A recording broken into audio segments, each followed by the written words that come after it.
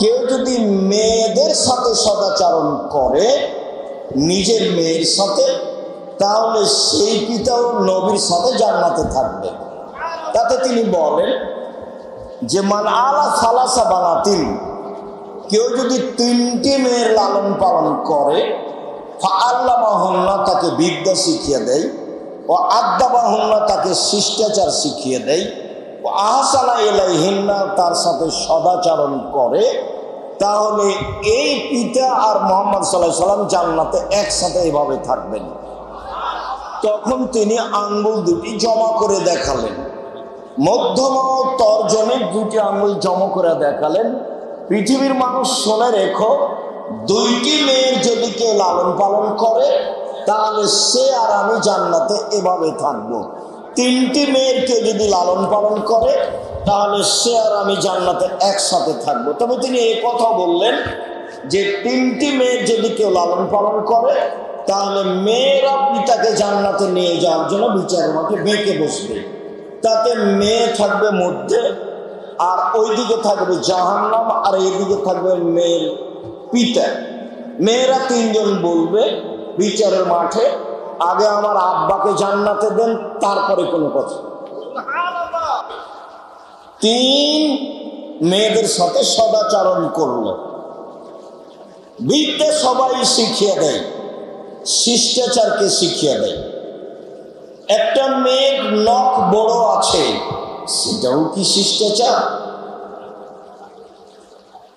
একটা মেয়ে ভুরু তুলে চিকন করেছে, সেটাও কি শিষ্টাচার? একটা মেয়ে দাঁত ছিলে চিকন করেছে, সেটাও কি শিষ্টাচার?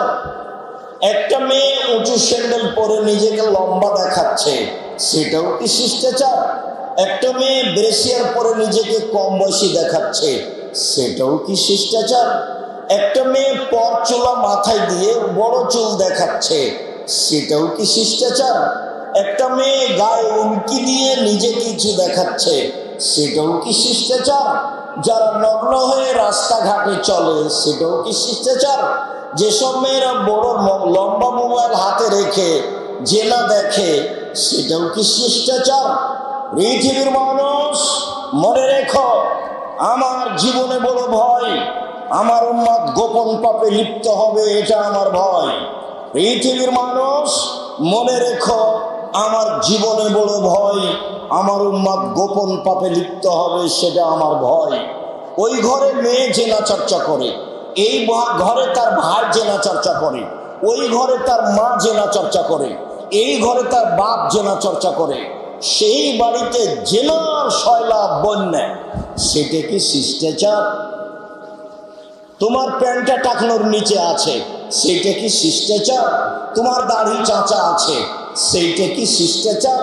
তুমি ছেলে মানুষ, হাতে মেহেদি দিয়েছ, সেইটা কি শিষ্টাচার? তুমি মানুষের সাথে অন্যায় আচরণ দেখিয়ে, ক্ষমতা দেখিয়ে চলো, সেইটা কি শিষ্টাচার? তুমি বাম হাতে চা খাও, সেইটা কি শিষ্টাচার? তুমি প্যান্টটা টাকনোর নিচে রাখো, সেইটা কি শিষ্টাচার? বাপ মা জানে না শিষ্টাচার কাকে বলে। যেখানে বিদ্যার কথা, সেখানে শিষ্টাচারের কথা, যেখানে বিদ্যার কথা, সেখানে শিষ্টাচারের কথা। জাবের রাদিয়াল্লাহু তাআলা আনহু বললেন, আল্লাহর নবী, আমি বেশি বয়সের মেয়ে বিবাহ করেছি, কম বয়সের মেয়ে বিবাহ করিনি 4টা কারণে। আল্লাহ রাসূল, আমি বেশি বয়সের মেয়ে বিবাহ করেছি, কম বয়সের মেয়ে বিবাহ করিনি 4টা কারণে। আমার পিতা উহুদের যুদ্ধে শহীদ হয়েছেন 9 জন মেয়ে রেখে, আমার পিতা উহুদের যুদ্ধে শহীদ হয়েছেন 9 জন মেয়ে রেখে, আমার 9 জন বোন রয়েছে। আমি তাদের সমবয়সের মেয়েকে বিবাহ করা পছন্দ করিনি 4টা কারণে। 1, লিতুআল্লিমাহুন্না, আমার স্ত্রী যেন আমার বোনদেরকে বিদ্যা শিখাতে পারে। 2, লিতুআদ্দিবাহুন্না, আমার স্ত্রী যেন আমার বোনদেরকে শিষ্টাচার শিখাতে পারে। 3, লিতুরাজ্জিলাহুন্না, আমার স্ত্রী যেন আমার বোনদেরকে মাথা চিরুনি করে, সাজগোজ করে, পরিপাটি করে রাখতে পারে। 4, আমার স্ত্রী যেন আমার বোনদেরকে পাহারা দিতে পারে। মা মানে পাহারাদার, মা মানে শিষ্টাচার, মা মানে বিদ্যা, মা মানে পরিপাটি। মাই তো জানে না যে শিষ্টাচার কাকে বলে। হ্যাঁ করে হাসছে দেবর নিয়ে ভাষণ নিয়ে, সে কি আবার মা? নির্বাচনে দাঁড়িয়ে বলছে যে আসেন ভাইয়া আসেন, চা খান বসেন, আসেন ভাইয়া, সেটাও কি শিষ্টাচার? এই ছেলে, তোমার নানা তো ভালো মানুষ ছিল, তোমার দাদাও ভালো মানুষ ছিল, তোমার মা যুগের ফেরে উল্টে গেল, তোমার মা নাকি শিক্ষিতা? কে বলেছে? আমি কোনোদিন বলিনি, তোমাকেও বলিনি, তোমার বাপকেও বলিনি, তোমার মাকেও বলিনি। যেসব ছেলে মেয়ে ঘুম থেকে উঠে ঠাকুরের গান বলে তাকে আমি কোনোদিন শিক্ষিত বলিনি। ঠাকুর জাতির শত্রু, ঠাকুর বাঙালিদের শত্রু, ঠাকুর মুসলমানের শত্রু, ঠাকুর ঢাকা বিশ্ববিদ্যালয়ের শত্রু।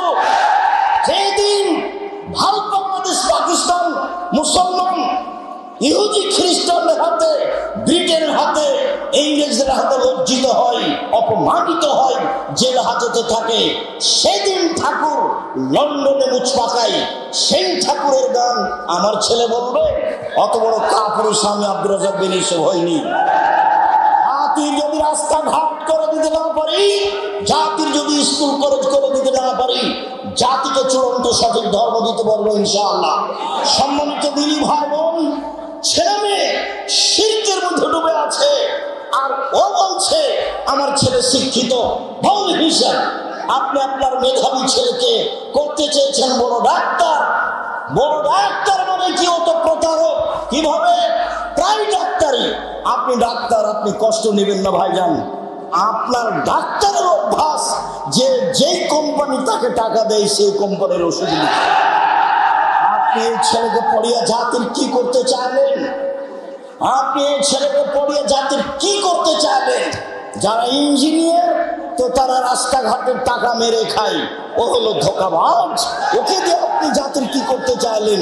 যারা খুব মেধাবী, যারা লন্ডন আমেরিকাতে 5 লক্ষ টাকা বেতনে চাকরি করে, ওরা হলো টয়লেট পরিষ্কার করে যারা তাদের সুপার, তাদের হচ্ছে নেতা, তাদের দায়িত্ব পালন করে।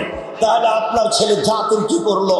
শুনুন, ওইটাই ছেলে জাতির উপকার করতে পারে, জাতিকে শিরক বুঝাতে পারে, জাতির অর্থ সম্পদকে রক্ষা করার চেষ্টা করতে পারে। আরে দেশের মুরগি মেরে ফেলে ইন্ডিয়া থেকে ডিম আনতে হবে, এটা আপনার শরম হলো না?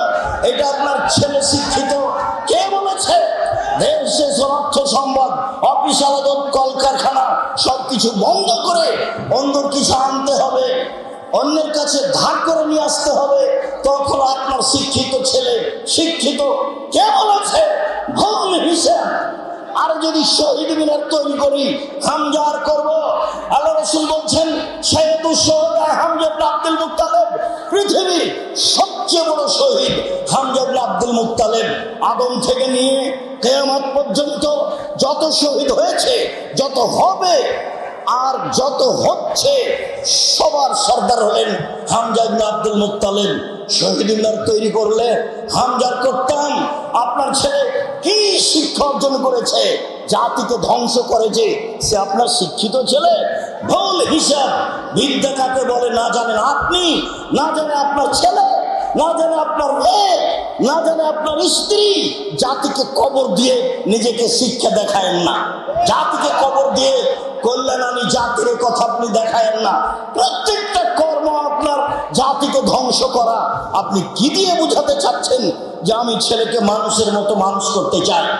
পরকালের স্বার্থে জাতিকে কল্যাণের দিকে নিয়ে যেতে পারে সেই ছেলে মূলত শিক্ষা প্রাপ্ত, সেই ছেলে মূলত শিক্ষা অর্জন করেছে। সম্মানিত দিনী ভাই বোন, 1 বিদ্যা শিখাবে, 2 শিষ্টাচার শিখাবে, 3 পরিপাটি শিখাবে, 4 পাহারা দিবে ছেলে মেয়েকে, তার নাম বাপ, তার নাম মা। সম্মানিত দিনী ভাই বোন, মনে রাখবেন শিষ্টাচার সদাচরণ এমন একটা জিনিস যা দিয়ে জান্নাতুল ফেরদাউস পাওয়া যায়। উমামা বাহিলি রাদিয়াল্লাহু তাআলা আনহু বলেন, রাসূল সাল্লাল্লাহু আলাইহি ওয়াসাল্লাম বললেন, পৃথিবীর মানুষ শুনে রেখো, কেউ যদি তর্ক ছেড়ে দেয় সত্য হলেও আমি মুহাম্মদ সাল্লাল্লাহু আলাইহি ওয়াসাল্লাম তাকে জান্নাতে একটা ঘর নিয়ে দিব। আমি জিম্মেদার। পৃথিবীর মানুষ শুনে রেখো, কেউ যদি মিথ্যা ছেড়ে দেয়, মজাক করে হলেও মিথ্যা না বলে, আমি মোহাম্মদ সাল্লাল্লাহু আলাইহি সাল্লাম তাকে জান্নাতে একটা ঘর নিয়ে দিব। তিনি ওমান আর জান্নাতুল হাসানা খলকাহু, যে তার চাল চলনকে ভালো করলো, আমি মোহাম্মদ সাল্লাল্লাহু আলাইহি সাল্লাম তাকে জান্নাতুল ফেরদাউস নিয়ে দিব। সেটা আমার ব্যাপার, কিভাবে নিয়ে দেবো সেটা আমার ব্যাপার। ভালো চাল চলন কাকে বলে? জাতির ক্ষতি করে, জাতির অন্যায় করে, জাতিকে জেল হাজতে দিয়ে, মানুষকে অপমান করে, মানুষকে খাটো করে, মানুষকে জেল হাজতে দিয়ে আপনি বলছেন আমি সদাচরণের মালিক। আর আপনার এই দু পয়সার ছেলে আর একজনের পিছনে ঘুরে আর চোখ দেখায়, রাস্তাঘাট বন্ধ করে, এর নাম বিদ্যা কে বলেছে? এর নাম বিদ্যা কে বলেছে? এটাকে সদাচরণ কে বলেছে? সম্মানিত দিনী ভাই বোন, সদাচরণ দিয়ে দামি জান্নাত পাওয়া যায়।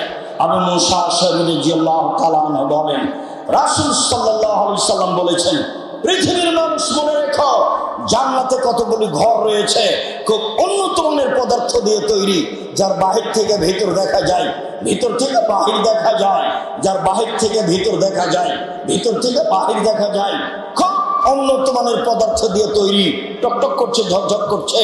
সাহাবীগণ বললেন, লেমান হাজিহি, এত দামি ঘর কে পাবে আল্লাহ রাসূল? তখন আল্লাহ রাসূল বললেন, লেমান আলানাল কালামা, যার স্বভাব ভালো সে পাবে। রাসূল সাল্লাল্লাহু আলাইহি ওয়াসাল্লাম বলেন, পৃথিবীর মানুষ শুনে রেখো, ও জান্নাতু তাহরুমু রাজুলে ও ইয়াহমু রাজুলু আলাইহি, যার উপরে জাহান্নাম হারাম, যার উপরে জাহান্নাম হারাম, যে ব্যক্তি জাহান্নামের উপরে হারাম, যার উপরে জাহান্নাম হারাম, যে ব্যক্তি জাহান্নামের জন্য হারাম, কে? নম্র আচরণ যার, সদাচরণ যার, ওর জন্য জাহান্নাম হারাম, জাহান্নাম তার জন্য হারাম। এই কথা মুহাম্মদ সাল্লাল্লাহু আলাইহি সাল্লাম বলেন। পৃথিবীর মানুষ শুনে রাখুন, দেশবাসী, পৃথিবীর বাঙালি মানুষ যারা, তারা শুনে রাখুন, রাসূল সাল্লাল্লাহু আলাইহি ওয়াসাল্লাম বলেন, সদাচরণ এমন একটি জিনিস যা দিয়ে বড় বড় দুটি নেকি, আমলের নেকি পাওয়া যায়। এক, নিয়মিত রাতে তাহাজ্জুদ পড়লে যত নেকি হয়। দুই, নিয়মিত নফল সিয়াম থাকলে যত নেকি হয়, ভালো আচরণে তত নেকি হয়।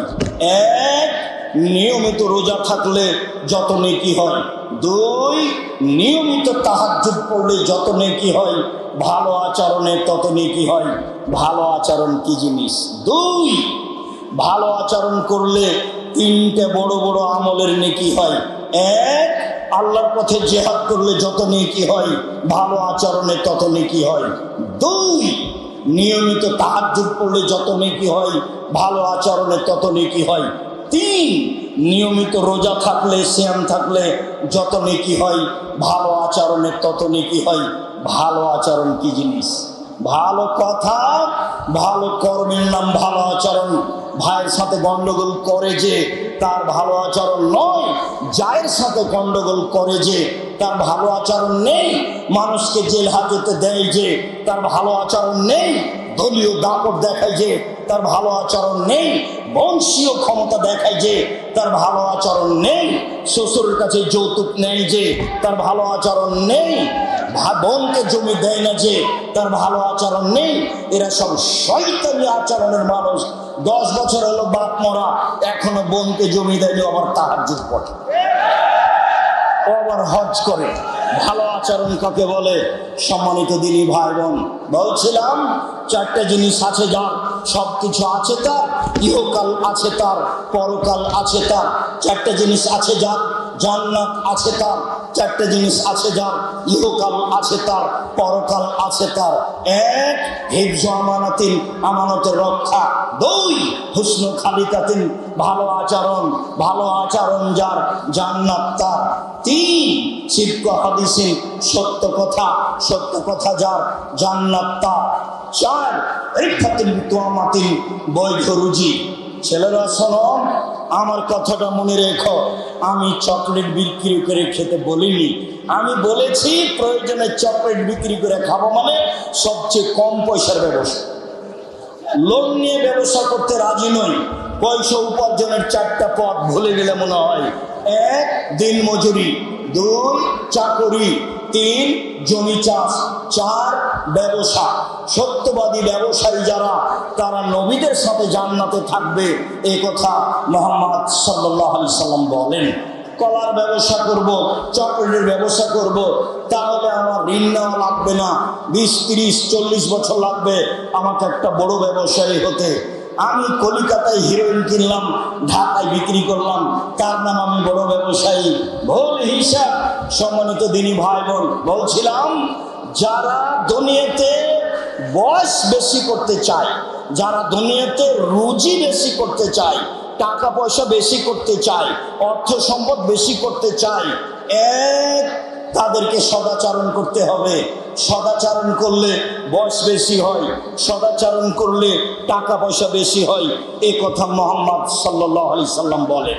তিনি বলেন মানুষ দোয়া করে তার ভাগ্যের পরিবর্তন ঘটাতে পারে। হাত পরিষ্কার করে ধুইলে, মাস্ক লাগালে করোনা ধরবে না, এ কথা মিথ্যা। আমি কোনোদিন 1 মিনিটের জন্য করোনা মানিনি, কোন জায়গায় আমি মানিনি। আমি ঢাকায় এক লোককে দেখতে গেছি, তোর ছেলে মেয়ে বলছে হুজুর ভিতরে আসেন না, হুজুর ভিতরে আসেন না, হুজুর ভিতরে আসেন না, আপনারা বেঁচে থাকেন এটাই কামনা করি। নয় ছেলে, তোমার বাপের গায়ে হাত দিয়ে দোয়া পড়বো, এতে যদি আমাকে করোনা হয় আমি বলবো না তোমার বাপের কারণে হয়েছে। আমি জানি রাসূল সাল্লাল্লাহু আলাইহি ওয়াসাল্লাম বলেছেন পৃথিবীর সৃষ্টির 50,000 বছর পূর্বে আমার জন্য 4টা জিনিস লেখা হয়েছে। পৃথিবীর প্রত্যেকটা মানুষের জন্য লেখা হয়েছে। 1, মরণ। 2, জীবন। 3, রুজি। 4, রোগ ব্যাধি। সেদিন যদি আমার করোনা লেখা হয়ে থাকে আর আমি যদি আজ পাথরের মধ্যে ঢুকে যাই, তবু করোনা রক্ষা হবে না। কেন? লেখা আছে। তার নাম ভাগ্য। শোনো, তোমার আব্বাকে দেখতে এসে ভাগ্য অস্বীকার করে আমি আব্দুর রাজ্জাক বিন ইউসুফ মরতে রাজি নই। আমি ভাগ্যকে সামনে রেখেই, তাকদীরকে বিশ্বাস করেই তোমার বাপের গায়ে হাত দিয়ে দোয়া পড়ে যাব, যা হবে হবে। যদি করোনা হয় আমি বলবো না তোমার বাপের কারণে হয়েছে। পৃথিবী সৃষ্টির 50,000 বছর পূর্বে লেখা ছিল, তাই হয়েছে। পৃথিবীতে দোয়াই আপনার তাকদীর পরিবর্তন করতে পারে, ভাগ্য পরিবর্তন করতে পারে, অর্থ সম্পদ বেশি করতে পারে, জীবনের সুখ শান্তি আনতে পারে।